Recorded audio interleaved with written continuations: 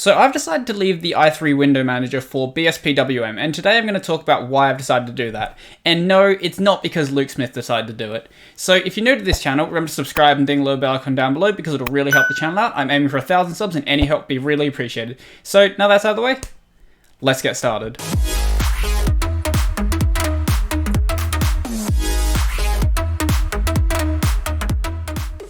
Good afternoon everyone and welcome back to the channel. So this is what my current install of bspwm looks like, but when you first install it you get nothing. So if you don't know what this window manager is, basically it is pretty much as minimal as you're going to get with a window manager without having to basically just define the window locations yourself. So when you install it, you don't even get this bar up here. So this is polybar. It's using the default configs right now because I just haven't bothered to do anything with it. So there's actually a bunch of modules that are in it by default and half of them don't work because I don't have dependencies for them. Some of them, I don't even know what this one is right here. These others, some of them I don't even think are really outputting what I think is the correct data. But anyway, I'll deal with that at some point. So the nice thing about bspwm being such a minimal system, so it is just a window manager. So if you take something like i3wm, which is what I was using before, I do like i3. It's a really good window manager. I don't have any problem with it, and I haven't tried any others, but surely most of the rest are fine. But the reason why bspwm is special is because it's just a window manager. So if you take something like i3 is also a key daemon and a couple of other different things, but it also has a status bar by default, obviously, but with BSP, you don't get anything. You just get a window manager, and if you want a status bar, you have to get your own status bar. If you want keyboard shortcuts, you need to handle your own keyboard shortcuts. So on the Arch Wiki, there's a couple of different bars that are there by default. I decided to go with polybar just because, I don't know, it was a bar. I might change it to like lemon bar or yay bar or anything else. Right now, I just needed the time pretty much so I could see that, and also so I could just have my little applets up here. For my keyboard shortcuts, the developer of BSP also made his own keyboard shortcut daemon, and that is the sxhkd daemon, sxhkd some. I'll just show you the name. I can read it in my head. If I have to say it out loud, I'm just gonna screw it up. Anyway. So so config folder sxhkd, the simple X hotkey daemon. So with this, you define all your hotkeys in here. So I had already started migrating some of my i3 bindings over to the simple X hotkey daemon, so that when I do want to migrate over, it will be pretty easy. And I'm going to be doing a video on this at some point, but I'll just briefly show you what's in here now because it actually is a really, really nice syntax.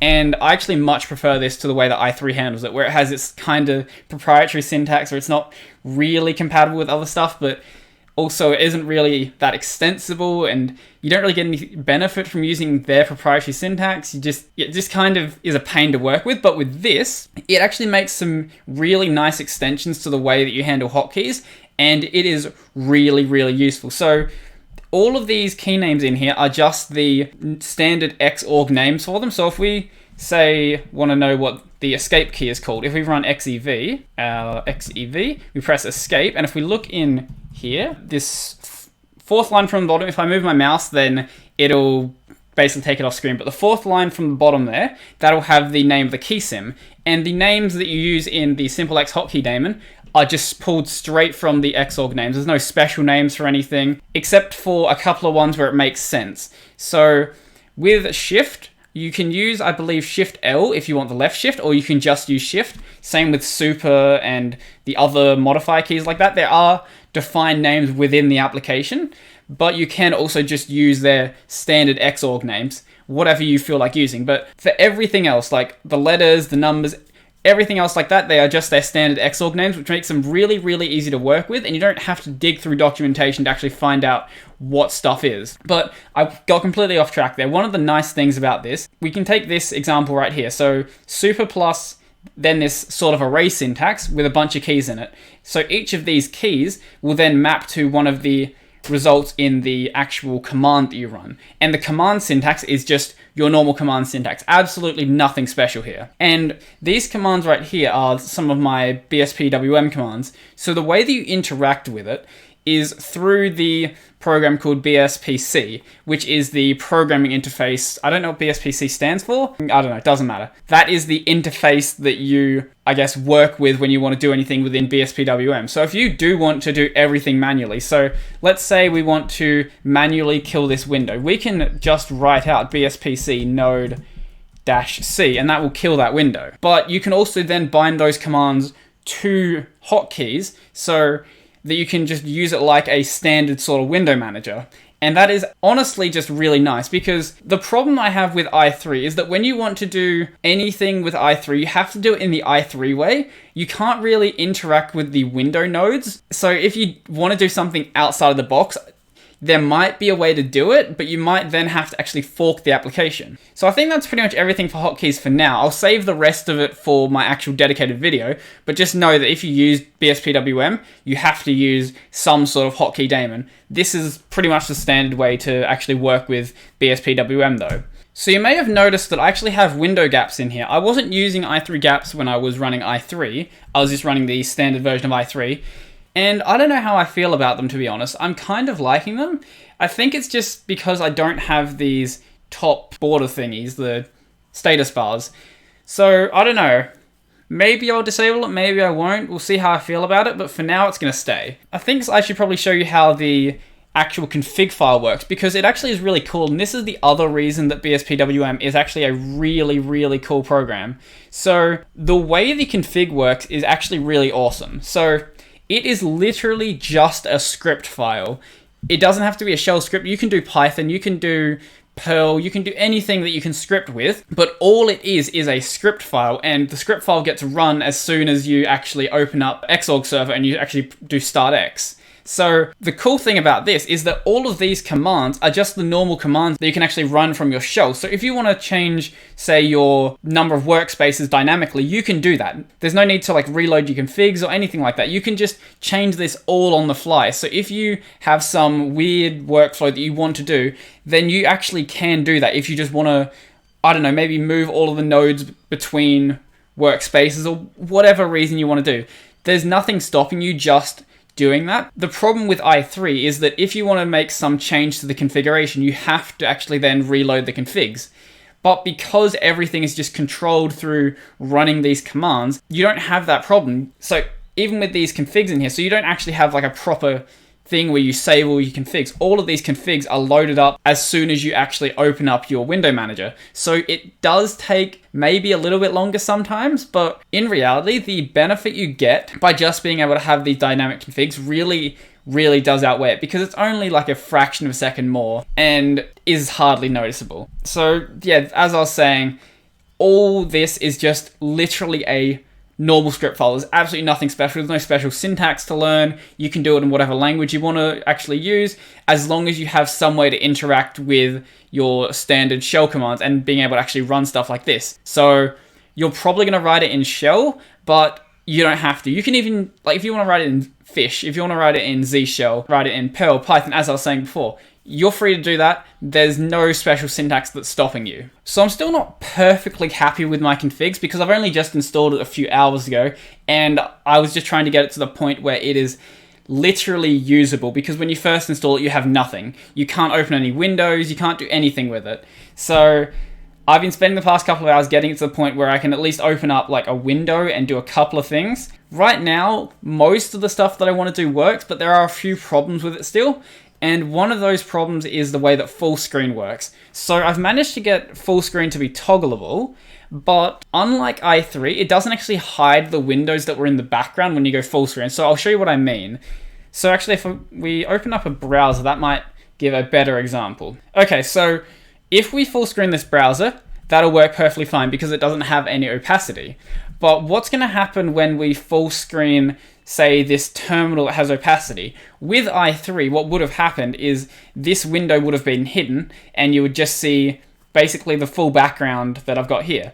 But because of how minimalist BSP is, it doesn't do that. So if we run that now, what we'll see is if you look carefully there, you can actually see all of the icons and stuff from my Firefox browser. And I'm trying to work out some way to deal with that. there is a hack that I have seen, which is to basically just disable your compositor. I don't like that idea. It seems like a massive waste of resources to constantly enable and disable my compositor, but if I can't think of a better option, because I've tried to use the option in PyCom, or what was previously Compton, to disable opacity rules when you're in full screen mode, but I haven't been able to get it to work. So for now, I've got this bit of a pain to work with, so I'm not sure what I'm going to do with this. I might just have to work with disabling my compositor every time I do this, but if someone has a better idea, let me know and I'll absolutely do it. There's a couple of other things, like, for example, my polybar doesn't get hidden when I go into full screen mode with MPV. It does when I full screen for one of these applications, because I guess, actually don't know why. For some reason, it's still there with MPV, so I'll have to work that out. And something that I'm not sure how I feel about is the way that the automatic, basically, window layout is. So with i3, if I was to press basically anything to open up a new window, what would happen is it would take up this space on the right here. But what this does is it kind of forms this sort of spiral thingy. So I'll show you what I mean. We open up that, and then it's opened up there, and basically that is what it does. And my window is in the way, so you couldn't even see that. There we go. So I'll show you that again, just so you can actually see it. Okay, so basically that's what it looks like when it opens up new windows. And I don't know how I feel about that. Maybe it's nice. Obviously, I'm never going to open up that many windows, but I usually have 3 windows open, and I like sort of having them in like 3 equal columns, but there might be some benefit to having it split up like this as well. I know there are other schemes that you can use with BSP, and you can just do manual ordering. So if I was really bothered by it, I guess I could do that, but I think I can learn to like this. I do see plenty of benefit for this, because I would normally have some like main window, usually like Vim or something, and then maybe like a Git window and maybe Stack Overflow, and maybe it works like this. I'm not sure. It's obviously going to be very much up to your opinion whether you like this. I'm kind of leaning more towards I do like this, but we'll see how I feel about it in a couple of days. So I've got so much work left to do on this, not just with my BSP configs and my simple xhotkey daemon configs, but also my polybar stuff, so I can actually get that, useful. I'm probably going to end up migrating pretty much all of my i3 block stuff over to polybar, and yeah, so you'll probably see that in a couple of days. I'm going to do videos on like how to do polybar modules, how to do basically the stuff in bspwm, how to deal with some of the very basic stuff that can break with BSP. So it's very, very easy to, when you first install it, basically just black screen your system, because you have to actually make the config file executable, and that's just weird because most configs aren't. They're just a config that's read, but because this is actually just a script file, it's actually got to be executable. And there's a couple other things that you can freeze up your system with, like making the simple xhotkey daemon not run in the background, because it's a blocking application. So if you don't run it in the background, you'll basically start it up and your window manager won't start up, and you'll pretty much just be screwed there and you have no idea what's happening. But yeah, I think that's pretty much everything for this. I'm not going really in depth with anything today. That'll be saved for another video where I actually do some more tutorial stuff. So I think that's pretty much everything for this video. So if you like this video, remember to smash that like button and leave me a comment down below to let me know what you think. I know that I didn't really go into much depth today, but hopefully you still found something out of this video that's enjoyable. So if you did, remember to subscribe and ding the little bell icon down below, because it'll really help the channel out. I'm aiming for 1,000 subs, but 250 is coming up very, very quickly, and I might hit it by the end of the month. So any help would be really appreciated. Down below, I've got my Discord links if you want to chat with me, and also my library if you want to see my videos on a platform that isn't YouTube. Up on that corner, I've got the playlist that this video's in, so go check that out if you want to see other videos like this. I reckon it'll probably be like miscellaneous Linux content, so maybe you'll find something you enjoy in there. And also, I've got my Twitter and my Mastodon, so go check those out if you want to get video updates, because YouTube can never actually push them to anyone. And I think that's pretty much everything for me, so I'm out.